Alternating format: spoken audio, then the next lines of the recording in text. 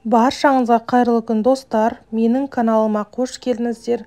Бүгін сіздерге ақылы мастер-класстардың барлығында сатылып жүрген өте нәзік, ерекше болып шығатын, жасалу жолы да өте оңай карамельді пирогтың рецебін ұсынамын.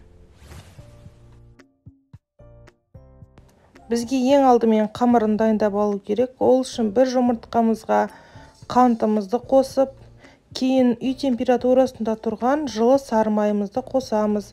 Жақсылап отырып араластырамыз.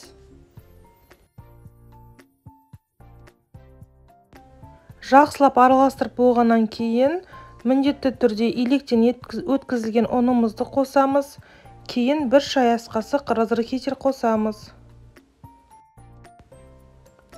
Қолымыздың көмегімен жұп-жұмсақ қамыр илейміз. Егер де қамырыңыз қолыңызға өте қатты жабысатын болса, онда бір үлкен қасықпен 2 қасықтай ас қасық ұн қосып жіберуге болады.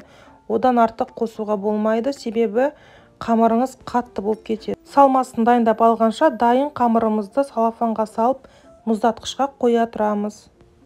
Ендігі кезекте салмасын дайындаймыз. Бізге ол үшін вареный сгущенка керек, жұмыртқа, крахмал. Крахмал бізде пирогтың формасын сақтап тұру үшін керек. Мен мастер-класстың рецебі бойынша сливки қостым. Егер де сливки болмаған жағдайда сіздер 20%-тен жоғары қаймақ қоссаңыздар болады. Жақсылап отырып бәрін миксермен немесе венчиктің көмегімен араластырамыз. Мен осындай пирогтың ыдысын пайдаландым. 22-24 сантиметрдегі форманы пайдалансаңыздар болады. Жаңағы мұздатқышқа салып қойған қамырымызды алып, ақырындап барлық шетіне тигізетіндей етіп жайып шығамыз. Оның үстіне салмасын саламыз және де кішкене ыдысымызды қимылдатып жібереміз.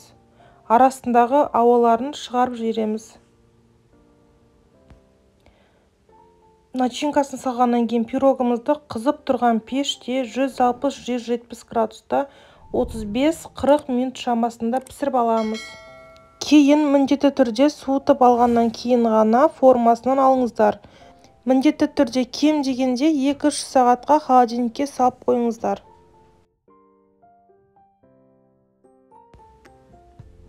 Осымен біздің карамельді пирогымыз дайын болды. Міндетті түрде осы рецептімен дайындап көріңіздер. Егер де сіздерге менің рецептім ұнаған болса, лайк басып, комментарий жазып, каналыма тіркеліп кетіңіз. Астарыңыз дәмді болсын. Рахмет.